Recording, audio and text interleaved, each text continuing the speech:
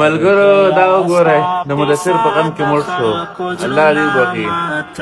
بس دواګانې ته کوئ. هغه د خولې ته ګورئ لکه خرې ته چې مشقي وګورئ. ملګرو پرون مې ټیک ټاک راواړو نو پکې مې وکاته دا کومه ویډیو چې تاسو ته ښکاري او دا یې پکې ویل چې ډینجر مومند هغه د مزمل د لاسه مړ شو. مدثره چې ارجی چې ملګرو دا مدثر ته ورورسوه زه له لکي مروت نه راغلی دا ډینجر مومند سره میلاو شونه یاره مدثره ظلم مه کوه که نه یاره که راتلای نسې صرف رابطه خو کوه که نه یاره کله کله مخ چې یار دی د زوړ ملګری دی ده که نه کله کله دې صحیح رابطه که نه یاره کوم ویډیو چې ما وکته نو بیا په ډېر زیات وروستو هغه خفه هم شوم چې آیا دا څه قسمه قیسې روانې دي لکه تاسو اوس دې ویډیو کې تاسو وګورئ دا کم ډینجر مومند دی او که څه ځان ته وایي دا لاندې سکرین باندې هم تاسو ته ښکاري دې داسې چل کړی دی لکه ګریوان هغه خپل شلولی دی په بازار کې هغه روان وي او کم سټایل چې کوي او هغه دا وایي چې زه په کم مزمل چې دی په دې پسې وایي لیونی شوم بل طرف ته که بیا مونږ راشو کم د ټیک ټاک کم زمونږ ګروونه چې دي هغه وله د هوا دونه ډیره ورکي یعنې دا کومه قیصه چې ده هغه پې نوره هم سیوا کي لکه اوس د هلکانو کم کارونه چې پې روان شوي دي او ټول زه به وایم چې په ټیک ټاک کې مونږ هغه قصوروار وګرځو نو هغه هم دا ډینجر مومند دی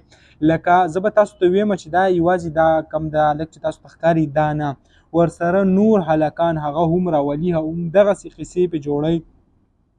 باقاعده د کم هلکان چې دي د هغه سره خپل ورونه هم ولاړ وي پلار ورسره هم ولاړ وي خو زه حریان دې ته یم چې یو پلار او یو ورور او هغه راپاسي او داسې یو هلک د هغه خپل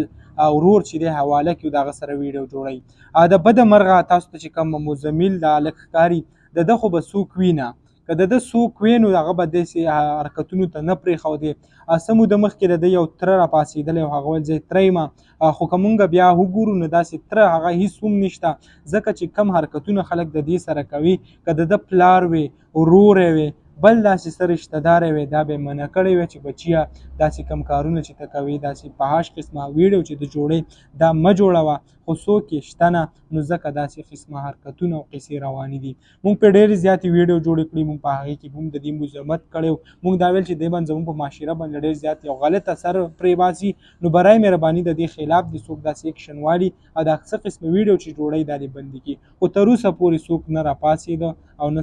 چا دې تردید وکړو نه څوک داسې قسمه ویډیو بندولو کوشش کوي خو مونږ به د خپلې خولې کومه وینا چې د هغه به جاري ساتو او څو پورې داسې قسمه فحاش حرکتونه مونږ بند کړي نه وي هغه پورې به زموږ کوشش چې دی هغه جاري وي دغه ویډیو به تاسو سره شریک کړو امید لرم ویډیو به خوښه شوي که ویډیو هم خوښه شوي ویډیو لایک کړئ او که زموږ په چینل نه وي چینل سبسکرایب کړئ د داسې نورو ویډیوګانو لپاره